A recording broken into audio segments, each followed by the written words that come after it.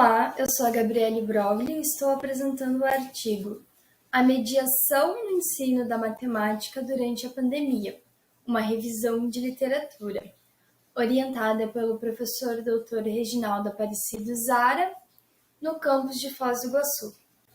Esse trabalho tem como metodologia a revisão de literatura e tem como objetivo investigar o uso das tecnologias na educação pelos professores de matemática a partir do período de isolamento social, durante a pandemia de Covid-19 em 2020. O foco desse trabalho está nas observações dos métodos de ensino mediados pelas tecnologias digitais de informação e comunicação, TIDICs.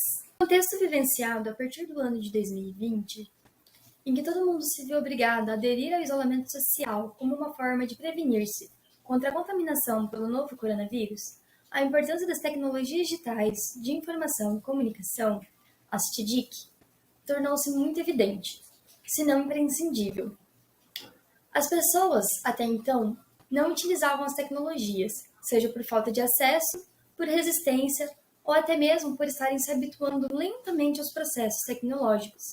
Essas tiveram que adotar de forma abrupta, impelidos pela necessidade. No contexto escolar, as tecnologias assumiram um papel importantíssimo, permitindo que o processo de ensino e aprendizagem pudessem ser conduzidos com alunos e professores interagindo cada um de suas casas, com segurança. No entanto, há que se destacar que a pandemia atingiu o sistema de ensino de forma abrupta e inesperada, não havendo tempo para que as escolas, professores e alunos pudessem se preparar para a nova organização educacional exigida. Com o retorno gradual às atividades de ensino presenciais, os métodos de ensino empregados no ensino remoto, mediados pela tecnologia, podem ser mais bem avaliados a fim de que se possa considerar a continuidade da aplicação destes métodos como ferramenta auxiliar ao ensino presencial. É nesse contexto de avaliação dos métodos que desenvolvemos um trabalho de pesquisa na forma de iniciação científica vinculado ao programa da UniOeste. A questão que guia esta pesquisa é: quais as temáticas em destaque sobre o uso da TIDIC no ensino da matemática durante a pandemia? Além disso, devido à amplitude do tema, optamos por concentrar a atenção a uma área específica, de forma que decidimos dar por ênfase ao ensino de matemática. Para o desenvolvimento do trabalho, construímos um corpus de análise baseado em artigos científicos sobre as tecnologias digitais da informação e comunicação no ensino da matemática, publicado entre os anos de 2020 e 2023, que podem ser recuperados através do portal CAPES Periódicos. Para efetuar a busca, utilizamos as palavras-chave matemática and pandemia e aplicamos os filtros avançados: artigos para o tipo de documento, português para a língua do texto e Covid, pandemia e ensino de matemática como classificadores adicionais. A aplicação desse procedimento resultou em 12 artigos publicados em 11 revistas diferentes, classificados entre A1 e B2. Os artigos encontrados podem ser vistos no quadro 1. Para a análise dos artigos, procuramos identificar dois aspectos principais dos textos: os objetivos elencados pelos autores e a metodologia empregada para a coleta de dados. Nesse caso, a análise dos textos resultou em agrupamentos dos artigos em 3 classes emergentes, denominadas relatos de experiência, ferramentas e estratégias para interação remota e ferramentas e estratégias para o ensino de conteúdo específico, conforme vamos ver no quadro 2.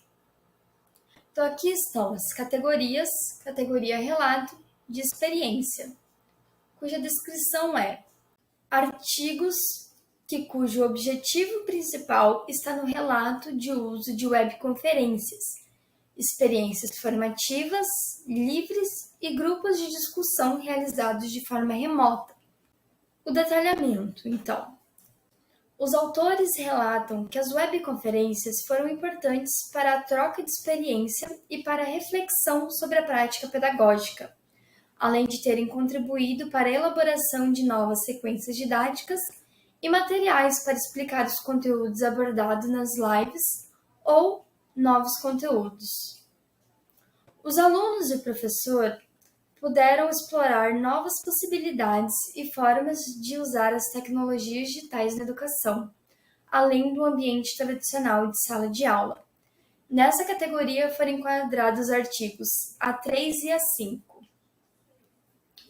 Nossa próxima categoria é Ferramentas e estratégias para a interação remota, cuja descrição é artigos cujo objetivo principal é escrever ferramentas para a interação remota. Nessa categoria, o foco do trabalho está na ferramenta para a interação e não no conteúdo que vai ser trabalhado, o qual aparece com tema secundário. O detalhamento dessa categoria é artigos enquadrados que informam que as ferramentas tecnológicas mais utilizadas pelos professores no ensino remoto foram Google Meet e Zoom para ministrar as aulas, o Google Classroom e o WhatsApp foram ferramentas usadas para compartilhar arquivos. E o YouTube também foi mencionado como plataforma de conteúdo utilizada para o ensino de matemática.